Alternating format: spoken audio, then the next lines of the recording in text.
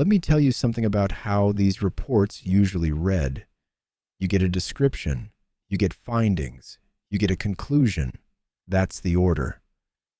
But when this pathologist opened his report on Nolan Wells, he had to start somewhere else entirely. With a gap. With material that should have arrived and didn't. Oh, so now the second opinion has to be conducted with less information than the first one. Make it make sense.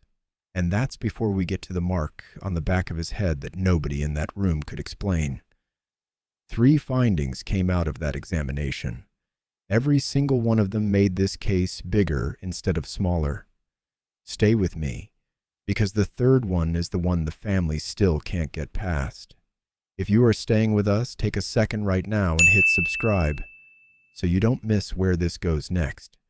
And while you are here, tell us on the comment where in the world you are watching from.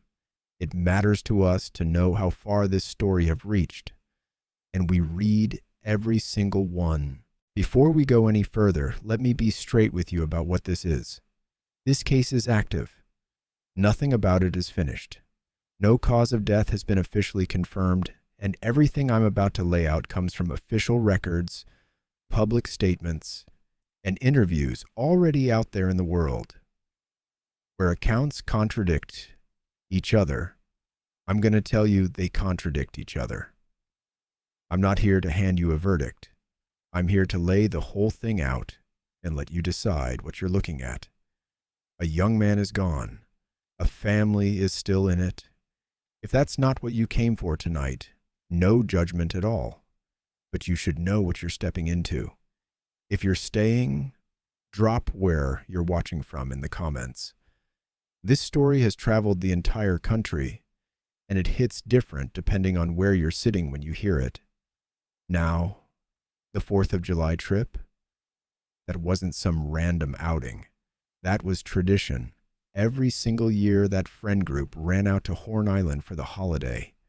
Gulf Coast thing, as routine as the fireworks, and this particular year was no different, except for the scale of it, which is something I need you to picture correctly because a lot of folks online got this part wrong from day one. This was not Nolan and 3 or 4 friends on a quiet stretch of sand. By Warren's account, somewhere between 20 and 30 people made that trip. 3 separate boats. And when they pulled up to that island mid-morning, what they found was a crowd he struggled to even put into words. Boats lined up for what looked like miles in every direction. Thousands of people spread across that shoreline. In some spots, folks were standing 3 rows deep. Thousands of people on a beach in broad daylight on a holiday. So let's do the math on what that means for an investigation. Thousands of potential witnesses, thousands of phones and thousands of pockets, every one of them capable of catching a photo, a video, a face in the background of somebody's story. And yet, weeks later, the clearest picture anybody has of Nolan's final hours still comes down to a small handful of friends, each one describing that same afternoon a little bit differently. The problem was never that nobody was there. The problem is getting the right somebody to come forward. By every account that exists, the day itself was ordinary. Music going, food out. People running into folks they hadn't seen since high school, hugging necks, catching up. Warren said he crossed paths with Nolan more than once out there, and every single time Nolan was relaxed, good spirits, enjoying himself, nothing off, nothing strange, nothing anybody flagged in the moment. And I need you to sit with that detail because it's doing more work than it looks like it's doing. That is the last point in this entire story where all the accounts still agree. Nolan was fine. Nolan was happy. Nolan was, by every version told by every person, exactly who his family and friends have always said he was. Whatever happened to that young man did not happen because something was visibly wrong that day. It happened somewhere in the space between an ordinary afternoon and a phone call that changed a family forever. Then, sometime that afternoon, the boat carrying Warren and that group had a mechanical problem. Something went wrong with it, and they had to head back to shore earlier than they'd planned. Nolan, according to that group, chose to stay. He'd catch a ride later. Different friends. No big deal. Now here's where this story stops being about what somebody remembers and starts being about what somebody can prove. Emergency audio, obtained by a national news outlet, caught a distress call from the operator of that boat, reporting the mechanical failure, trying to get off that island. That call came in around 4 o'clock in the afternoon, roughly an hour after the last time anybody reports seeing Nolan, and then GPS records, pulled from state marine authorities, put that boat's actual departure from Horn Island at 4:31 that afternoon. 4:31. Down to the minute. For the first time in this whole case, we've got something that doesn't depend on anybody's memory, doesn't depend on anybody's motive. A recorded call and a tracked departure. Two separate pieces of hard evidence that line up with what Warren and the others have said publicly. And I'll be honest with you, there's a strange kind of relief in a detail like that. Finally, something you can actually stand on, but there's a heartbreak sitting right next to it, because a timestamp that precise can tell you exactly when his friends pulled away from that island. It cannot tell you one single thing about what happened to the friend they left behind. Everything before 4:31 people mostly agree on. Everything after? That's where this whole thing comes apart. Christine Wells said goodbye to her son on July 3rd. On the night of the 4th, her phone rang. It was Warren. Nolan hadn't come home. That call is what set the search in motion. 2 days later, July 6th, a park ranger moving along the edge of that island found Nolan's body in the water. And what happened next is the entire reason you and I are having this conversation. It's the reason this case left Mississippi and went national. Because within hours of that discovery, before toxicology, before a completed timeline, before hardly anything had been established at all, Jackson County Sheriff John Ledbetter stood up in front of reporters and gave the public an explanation. An accident. Nothing to indicate otherwise.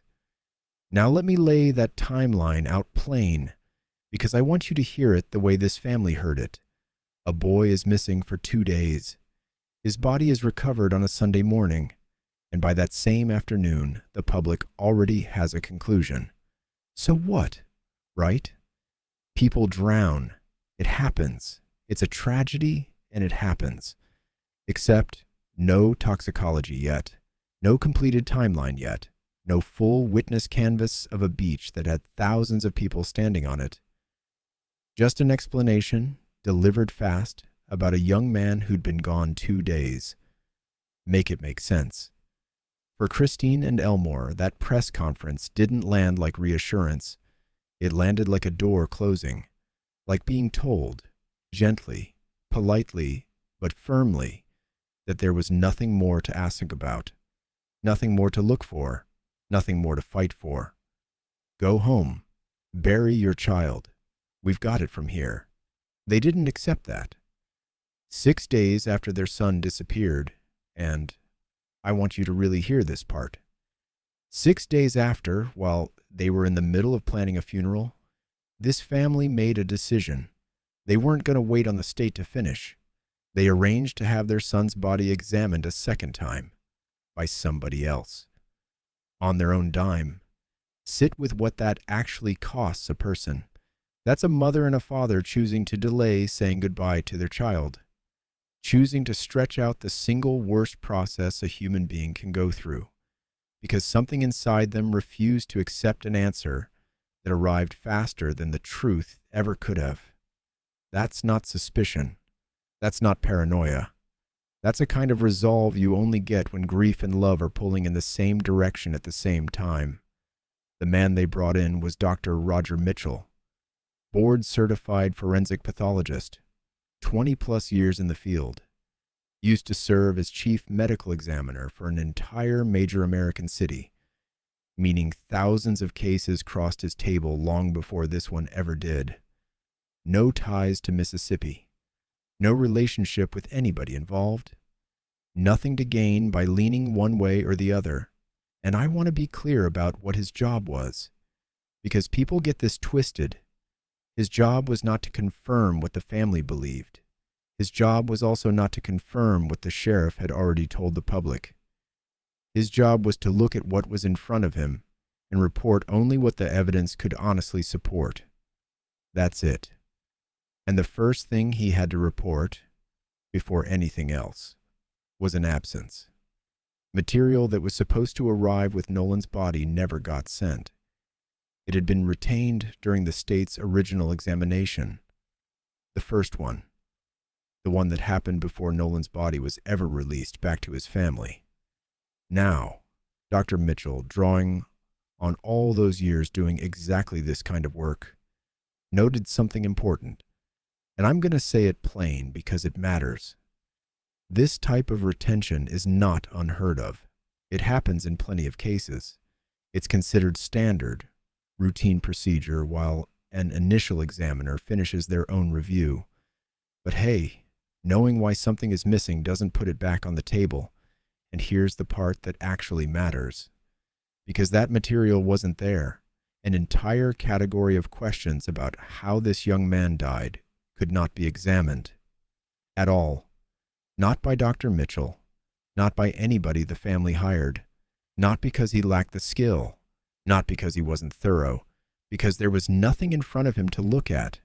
For a family that had already been through everything they'd been through, finding out that the most basic piece of the puzzle simply wasn't available to them. That felt like being denied something they were entitled to from the jump. Whatever the intention was on the other end, the effect was the same either way. A gap where an answer should have been. That gap opened the door to everything else in that report, and what came next carried its own weight entirely. Cause and manner of death. Undetermined.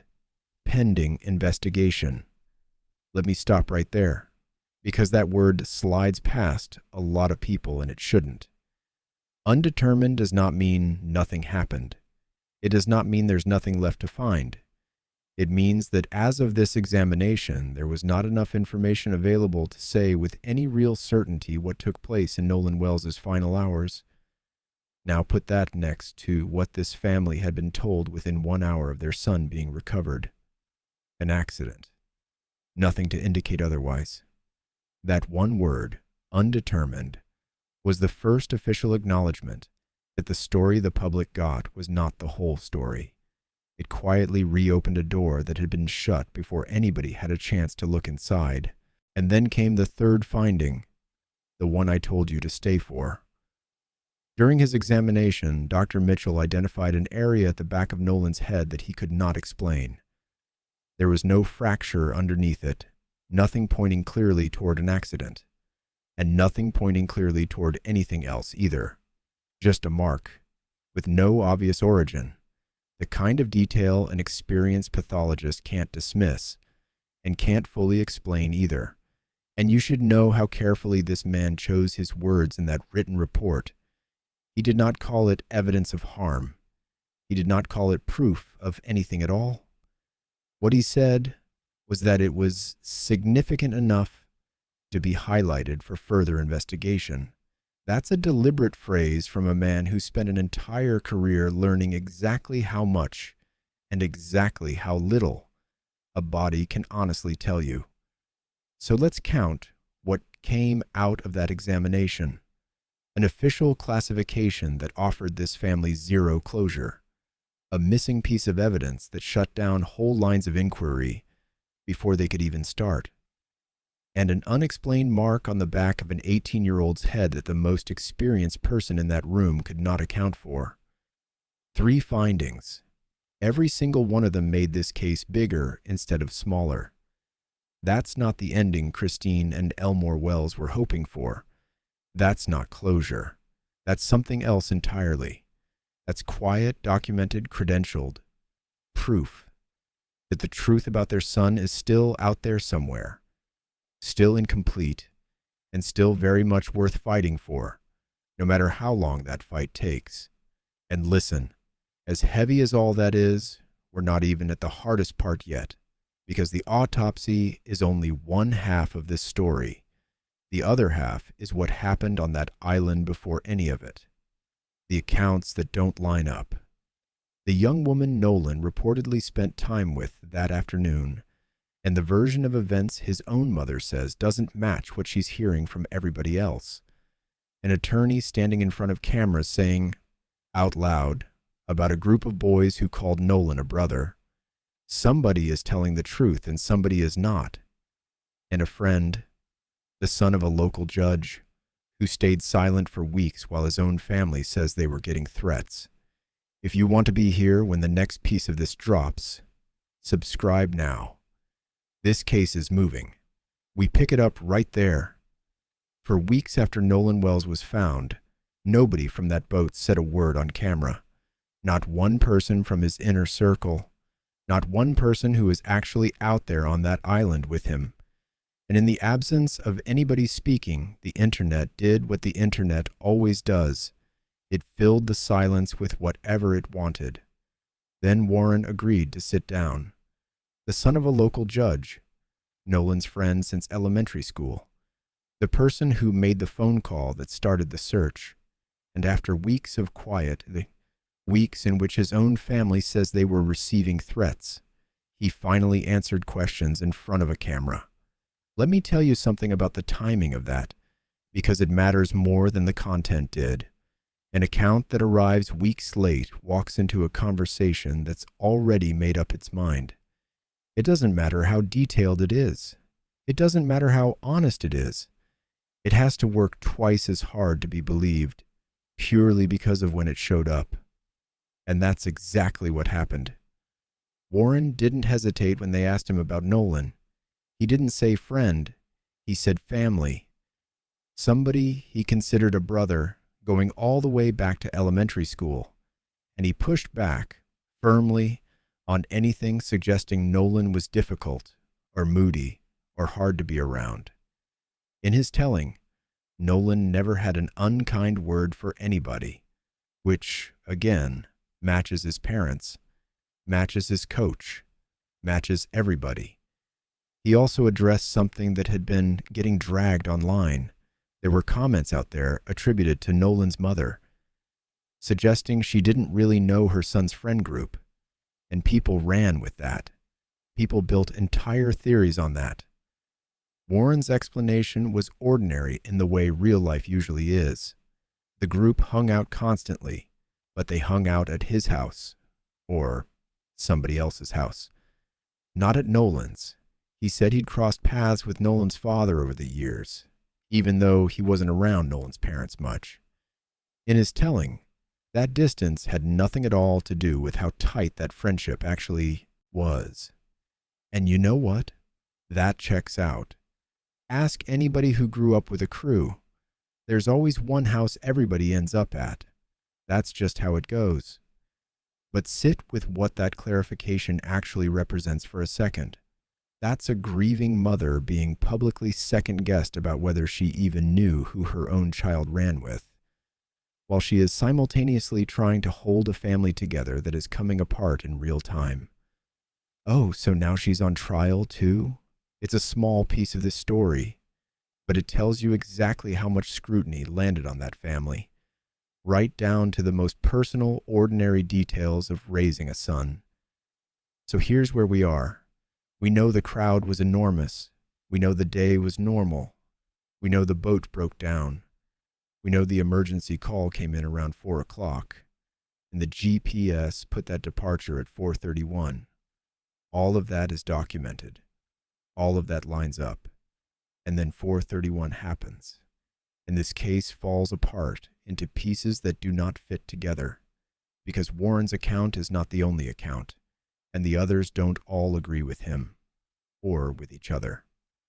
Start with the young woman. Several accounts suggest Nolan met a young woman on the island that day, somebody he reportedly spent time with in those final hours before the group pulled out. Now, according to Christine Wells, that young woman reached out to her directly, early on, to tell her what happened between the two of them, and her description was brief, a passing hello, then goodbye. Nothing more than that. Except that is not the impression Christine was left with after she talked to other people who were out there. In her own words, what she heard from that young woman did not match what she was hearing from everybody else. She has called it, plainly, one more example of the inconsistencies surrounding her son's death. Inconsistencies she still can't explain. Inconsistencies she still can't let go of. Now put yourself in that position. Really put yourself there. You are a parent. Your child is gone. And the one person who may have spent the most time with him in his final hours hands you a version of events, and then almost everybody else you speak to quietly contradicts it. Not enough to prove anything. Not enough to disprove anything either. Just enough to make you question every single account you receive from that day forward, including the ones that sound the most comforting. There's a specific kind of exhaustion that comes with that, and most people will never experience it. Every phone call turns into a test. Every stranger who says they're sorry for your loss comes wrapped in one unavoidable question sitting underneath it. Do you know something you're not telling me? A mother should get to grieve. That's it. That should be the whole job. Instead, this woman has been carrying 2 full-time jobs at once, mourning her child and investigating his death, because there is nobody else who can carry either one for her. That contradiction did not go unnoticed by the family's attorney. Ben Crump has been running an independent investigation alongside the official one, and he said something in public that I need you to really hear, because it's not the kind of thing an attorney says casually. Someone is telling the truth, someone is not. And until investigators figure out which is which, this case cannot move forward with any real confidence. Now think about what that means coming out of the mouth of a man representing a grieving family, about a group of young people who were, by nearly every account, Nolan's closest friends in the world. That means this family has reached a point where love alone is not enough anymore. That means the affection they have for those boys now has to live in the same house as suspicion. Boys who sat at their table. Boys who called their son a brother. Boys some of them have known since these kids were in elementary school. That's one of the cruelest parts of a case like this one, and nobody warns you about it. Grief doesn't get to stay simple. It gets tangled up with doubt, and there's no untangling the two until the facts finally catch up. Now let's talk about the explanation that's been sitting out front since day one. The theory goes like this. Nolan wandered off from the group at some point, maybe lost track of time. His phone stayed behind on somebody's boat. And whatever happened after that was a tragic accident. A drowning. Nothing else to it. That's the leading theory. That's essentially what the public was handed within an hour of his body being recovered. Nolan's parents have rejected it, sharply, repeatedly, in public. In their eyes, that version does not account for what they've been told. It does not account for what doesn't add up. And it does not account for the things that have shifted and changed the longer this investigation has gone on. They've said, in no uncertain terms, that they believe something more serious may have happened to their son, and that it's possible somebody has tried to keep the truth from coming out. Let me tell you something. That is an extraordinarily difficult thing for a parent to say out loud about their own child's death. Because saying that means living every single day with the possibility that somebody who was on that island, somebody who may have hugged your neck at the funeral, somebody who may have looked you in the eye and told you they were sorry, knows more than they've said. That's not just grief. That's grief plus betrayal, and you don't even know yet whether the betrayal is real. Picture how lonely that position is. Almost every other grieving parent, in almost every other circumstance, at least gets to trust the explanation they were given. The explanation might destroy them, but they get to believe it. Nolan's parents don't have that. They have to mourn their son and interrogate his death at the same time, because nobody has handed them a version of events they can fully accept. That's not just a difficult situation. That's one of the most isolating places a parent can be put. And that's been their reality for weeks now, with no clear end to it, too. But hey, as much as all that weighs, we still haven't gotten to the part that makes this case bigger than one family. Because Nolan Wells is not the only young black man this has happened to recently. And when the NAACP stood up at their national convention and said so out loud in front of a room full of people who came specifically to hear it, this case stopped being a Mississippi story. That's next, along with the 3 gaps that are keeping this entire thing frozen, including one that investigators themselves have signaled may matter more than every physical finding combined. Subscribe if you want to be here when that drops. Here's where this stopped being a Mississippi story. The NAACP stood beside this family at their national convention, and their president, Derek Johnson, addressed it directly in front of a room full of people who came specifically to hear it. He spoke to something the organization has watched play out too many times across too many years. Cases involving young black lives, he said, get closed before they're properly opened. The narrative gets settled before the facts are gathered, before every witness has been questioned, before every possibility has actually been explored. And painfully, this case does not stand alone. This is the 3rd time in recent months that a young black man has died while spending time among an otherwise white group of friends, only for that very first version of events, the one delivered within hours, sometimes minutes, to come apart later under closer examination. Each of those cases has its own facts, its own circumstances, its own family left holding the pieces. But the pattern connecting them, a whole lot of people can't unsee it anymore. Which is why folks following this case aren't only asking what happened to Nolan Wells. They're asking a harder question that reaches way past one family. Why does the earliest explanation keep arriving faster than the investigation that's supposed to come before it? Make it make sense. Now, let me be clear about what this family is actually asking for, because it gets twisted constantly. Ben Crump has drawn this distinction publicly more than once. They are not asking anybody to be presumed guilty. They are not demanding a predetermined outcome. They are not asking for somebody to go down without evidence. What they want is simpler than that, and a whole lot harder to argue against. A full, fair, transparent investigation. Every witness questioned with the same seriousness, no matter who they are or who they know. Every piece of evidence followed all the way through, and no final answer written down until the facts are actually ready to support it. That's the entire ask.